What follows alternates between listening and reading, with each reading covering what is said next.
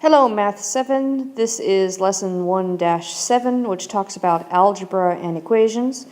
To be perfectly honest with you, this lesson has nothing much to do with algebra and equations. It has to do with solving equations mentally and defining a variable. So what this basically is how to do story problems and a little bit about just plugging in numbers to figure things out.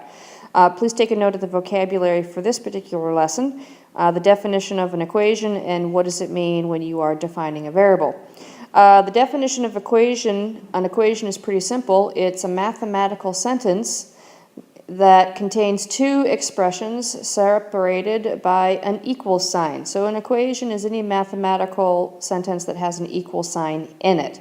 And all that equal sign tells you is that the expression on the left of the equal sign is equal to the expression on the right of the equal sign. And then, they call this a vocabulary word. Solution of an equation is the number for the variable that makes the equation true. You already know this. There's a bunch of solve an equation mentally problems in this section. I wouldn't worry about them too much because you will no longer be solving equations mentally when we get into one-step equations anyway. So let's talk about defining a variable. Defining a variable is what you need to do in order to solve most, if not all, story problems. Defining a variable simply means choosing a variable to choosing a variable to represent the unknown quantity in a mathematical equation. So let's take a look at an example of this and I will talk you through it. Each winter, humpback whales migrate 1,500 miles to the Indian Ocean. However, one whale migrated 5,000 miles in one season. How many miles farther than normal did this whale travel? So the question you're being asked to answer is what is the unknown in this story problem? And once you've identified the unknown, you can give it a variable so you can start to write out a mathematical equation. So here's the process. Take a look at the story problem itself and start circling parts of the mathematical equation. For example, one of the pieces of information you get is that the humpback whales migrate 1,500 miles. The second piece of information you get is that there is one whale that migrated 5,000 miles in one season. And then finally, the information they give you is how many miles further than normal did this whale travel. Once you've got the information figured out, you're going to want to start to write it in some kind of mathematical expression.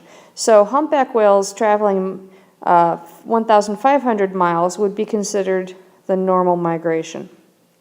And then the one whale migrating 5,000 miles would be an example of the furthest migration.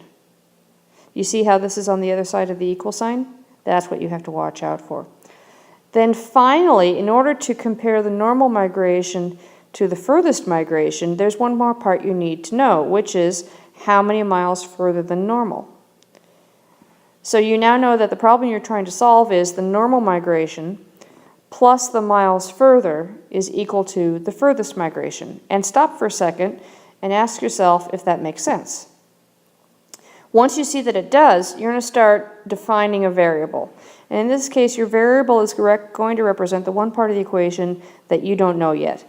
And you actually will say, let M, or X, or G, or A, or B, or Bob, represent the unknown, which is the number of miles further. This is the hard part all here, just turning that story problem into words and how they're related to each other, and then figuring out what the variable is. After you've got these parts figured out, then all you're going to do is start plugging in numbers. We know the normal migration is 1,500. We have established that the miles further is going to be M, because we don't know that yet. And we know that the furthest migration is 5,000. So the equation is 1,500 plus M equals 5,000. Then it's just a matter of figuring out what the value of M is, and you can do that with subtraction. And you can see that M is equal to 3,500. Okay, your turn. I'm going to give you a problem here. I want you to stop the video and I want you to try to express these relationships in words. Then I want you to define a variable. Then I want you to write an equation to solve this problem and find the answer. Stop the video and get it done. Okay, let's see how you did. Aaron is buying a DVD, popcorn, and root beer for a total cost of $10.25. What is the cost of the popcorn if the DVD and the root beer cost $6.70 together? Well, here's the information I see. I see that we have a DVD, I see that we have popcorn, and I see that we have root beer, and I see that we have a total cost, total being the key phrase there, of $10.25. I'm going to move on to the next part. It says, what is the cost of the popcorn if the DVD and the root beer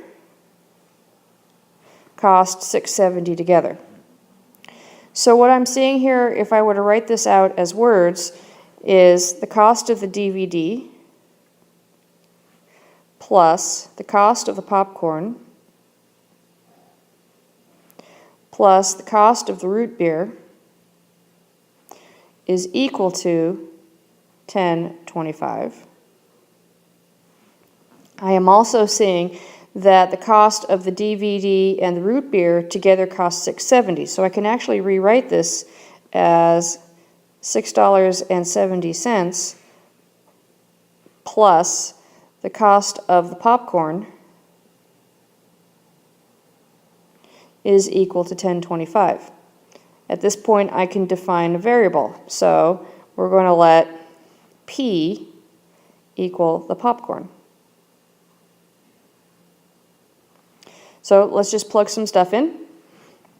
This is going to be $6.70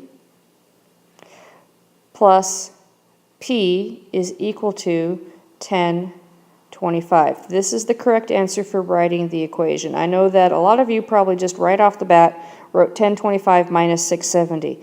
But if you just write $10.25 minus $6.70, you're not really defining a variable or writing it as an equation the way the problem is written. So set it out this way first, and then go ahead and solve for P. And hopefully, when you were done, you calculated that P was equal to $3.55.